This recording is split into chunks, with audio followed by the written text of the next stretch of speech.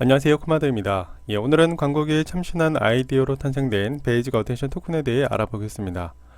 베이직 어텐션 토큰은 이더리움 기반으로 한 유틸리티 토큰으로 웹상에서 사용자들은 개인정보를 보호받으면서 자신의 이익에 맞는 광고까지 시청하기 위함이라고 합니다.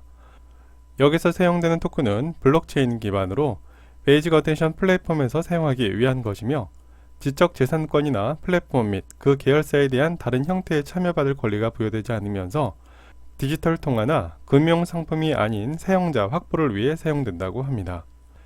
빠른 속도로 규모가 커지고 있는 디지털 산업에서 무분별한 광고는 사용자의 불편함을 넘어서 개인정보를 추적하고 악성 코드에 노출시키는 위험까지 가지고 있습니다. 그리고 일부 플랫폼사의 과도한 독점으로 광고주들은 사용자가 무엇을 원하는지에 대한 정보 부족으로 맞춤 광고에 제한적일 수밖에 없습니다. 이러한 구조를 개선하면서 사용자에게는 쾌적한 인터넷 사용과 그 사용자에게 맞는 광고를 제한하여 수익까지 거둘 수 있으며, 광고주는 중간 비용의 절감과 수준 높은 광고를 제공함에 목적을 두고 있다고 합니다.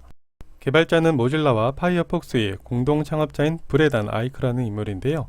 자바 프로그래밍 언어의 창시자이기도 합니다. 그럼 베이직 어텐션에 대해 좀 더 자세히 알아보겠습니다. 베이직 어텐션은 세 가지 형태로, 그 첫 번째는 브라이브 브라우저입니다. 브라이브는 광고를 차단할 수 있는 기능을 가지고 있으며 전력 소모 감소와 빠른 구동 형태를 가지고 있습니다. 오픈소스 형태로 개인정보 보호에 중점을 두면서 미디어 사용 시간과 관심을 추적할 수 있으며 사용자의 익명성이 보장된 블록체인 기반 시스템입니다. 두 번째는 베이직 어텐션 토큰입니다. 토큰은 브라이브를 사용하면서 광고 시청을 허용했을 때 지급이 되며, 그 외에 브라이브 내에서 다양한 용도로 사용이 가능한 토큰입니다. 이 토큰은 브라이브의 사용자의 확보 목적으로 사용되며 그 수량은 3억 개로 구성이 되어 있습니다. 마지막 세 번째는 뉴딜입니다.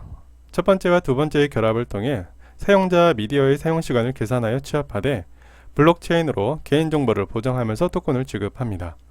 그리고 이러한 정보는 광고주에게 제공이 되기에 중개인의 감소를 의미합니다. 중간에 발생되는 불필요한 광고 및 사기가 줄어들 수 있으며, 콘텐츠 제작자는 좀 더 나은 정보의 제공으로 사용자층을 확보할 수 있으며, 사용자는 이러한 깨끗한 환경에서 자신이 요구하는 광고를 시청함으로써 수익을 얻게 되어 광고주에게도 더 나은 수익을 가져다 줄 수 있습니다.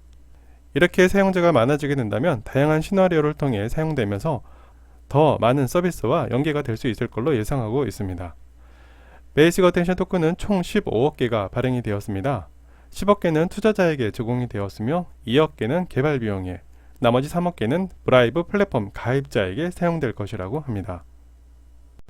그렇다면 이러한 구조가 앞으로 미치는 영향을 보면, 대유행 이후 전 세계적으로 디지털 콘텐츠의 하루 평균 소비 시간은 약 7시간 50분으로 작년 대비 15%가 증가했으며, 소셜, 전자상거래, 검색 등의 지출 증가세는 지속될 것이라고 합니다. CNBC는 IAB 리서치 자료에 따르면 코로나에도 불구하고 디지털 광고의 지출 비용은 12.2% 증가했으며, 그 비중은 상위 10개 기업이 78.1%라는 큰 비중을 차지할 만큼 집중되어 있다고 했습니다. 이러한 이유에서 베이직 어텐션 토큰의 성장으로 피해를 보는 곳은 구글, 페이스북 및 각종 언론사가 될 수 있습니다. 그 이유는 광고가 차지하는 비중에서 수익률이 대부분 이루어지고 있으며, 언론사 15곳에서 소송이 진행되었으며, 구글의 매출이 80% 이상이 광고 수익이며 페이스북은 90% 이상입니다. 자사에서 조사한 통계에 의하면 모바일 데이터의 최대 50%가 광고 트래커에 이용되며, 이는 한 달에 최대 23달러의 금액입니다. 광고는 평균 5초의 로딩 시간의 사용과 배터리 수명을 21%까지 떨어뜨렸으며, 악성 광고 랜섬웨어는 1년 만에 132% 증가한 수치라고 합니다. 디지털 광고의 독점은 사용자에게 가짜 웹사이트와 봇으로 타겟팅이 부실해질 수 있으면서 사용자는 광고를 무시할 가능성이 높아질 수 있습니다. 이런 광고 불균형 문제를 해결하기 위함이며, 이미 브라이브는 아이폰 및 아이패드에서 사용이 가능하며 안드로이드에서도 해당 서비스를 올해부터 지원을 하고 있습니다. 그래서 직접 설치해서 사용해봤습니다. 설치는 인터넷과 모바일용으로 나뉘어지며 하단에 링크를 남겨놓도록 하겠습니다. 저는 인터넷으로 설치 후 실행을 해봤습니다. 왼쪽 상단에는 차단된 광고수와 전략된 데이터 및 시간을 볼 수 있었으며, 우측에는 카드 지갑이 위치해 나름 심플한 구도였습니다.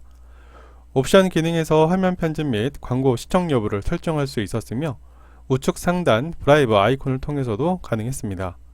그리고 네이버를 통해 광고가 많은 분야의 기사를 클릭을 해봤는데요. 모든 광고가 다 걸러집니다.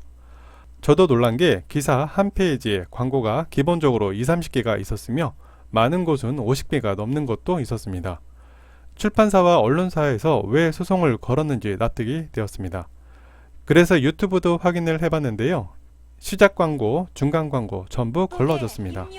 그리고 이번엔 유튜브 광고를 시청해보기로 하고 설정 변경 후 시청하니 토큰이 들어옵니다.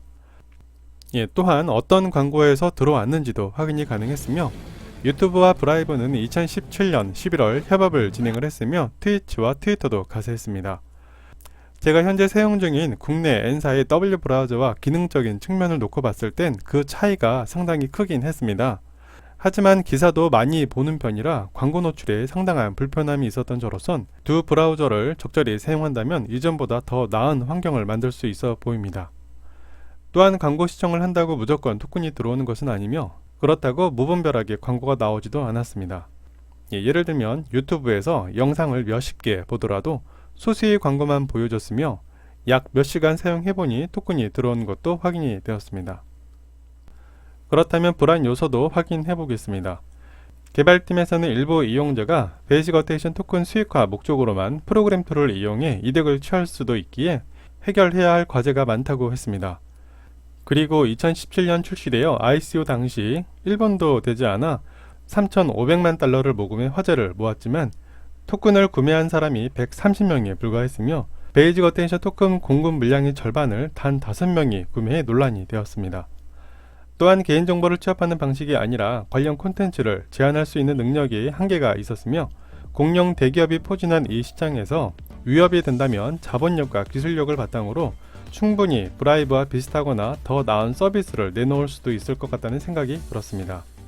그러면서도 베이직 어테인션은 지금보다 더 나은 서비스 제공을 위해 지역별로 세분화시킬 방안도 있다고 하며 국내 중고 애플리케이션인 캐럿처럼 지역별로 세분화하여 관심사를 추적하고 그 지역에 맞는 광고 제안까지 진행할 프로젝트인 듯 보였습니다. 최근 2021년 1월 19일 브라이브는 IPFS를 지원하는 최초의 브라우저가 되었으며 분산 웹 개발의 중요한 단계를 밟았습니다. 파일코인이 기반인 프로토콜랩스의 IPFS는 웹의 장점을 브레이브 사용자에게 가져옴으로써 기업과 국가의 데이터의 검열을 없애려는 노력이 강화되었다고 합니다. 이런 노력에 힘입어 2021년 4월 브라이브 이용자 수가 전년 대비 2배 이상 증가한 1160만 명에서 3240만 명으로 늘었으며 수요층도 배트의 지불량으로 지속적으로 증명되고 있으며 3월 그레이스케일 자산운용사 포트폴리오에 등재되었으며 한 달 뒤인 4월에는 코인베이스에서도 성장이 되었습니다. 2020년 3월 10일에는 홈페이지를 통해 토큰 사용한 곳을 알렸는데요. 아마존, 애플, 타겟, 월마트를 포함해 여행 관련 업종에서는 아메리칸 에어라인, 델타, 호텔스닷컴, 우버, 외식 관련 업체에서는 스타벅스, 도미노, 애플비, 엔터테인먼트에서는 엑스박스, 플레이스테이션, 홀로를 비롯해 수백 개의 브랜드에서 사용할 수 있습니다. 그런데 이렇게 조사하고 보니 디지털 통화나 금융상품이 아닌 사용자 확보를 위해 사용된다고 했지만 여건이 되면 충분히 금융상품으로 전환되지 않을까 예상됩니다. 그렇게 재단에서 하는 말 중 좋은 말들은 어느 정도 걸러들어야 함이 맞다 봅니다. 대부분 많은 사람들은 블록체인이란 기술을 가상화폐로만 알고 있습니다. 저 또한 이렇게 공부하기 전까진 블록체인은 가상화폐에 사용되는 줄만 알았습니다. 왜 블록체인 기술이 4차 산업에서 혁신기술 출대 항목에 포함되는지 이제야 좀 이해가 되며 수많은 재단에서 이득을 챙길 목적으로 블록체인을 이용하겠지만 인류의 번영을 위해 노력하는 재단도 있어 보입니다. 최근 업비트에서 다량 상장 폐지 관련 내용들도 정부 주도 아래에 이러한 재단들을 걸러내는 것으로 예측되며 지금 당장 피해를 보는 사람도 있겠지만 장기적 관점에서는 안전한 투자를 위한 규제가 진행되는 게 아닐까 생각해 봅니다. 베이직 어테인션 토큰에 대해 알아봤는데요. 꽤 괜찮은 시도이며 앞으로 웹 시장에서 사용자에게는 반드시 필요한 플랫폼이라고 생각들었습니다.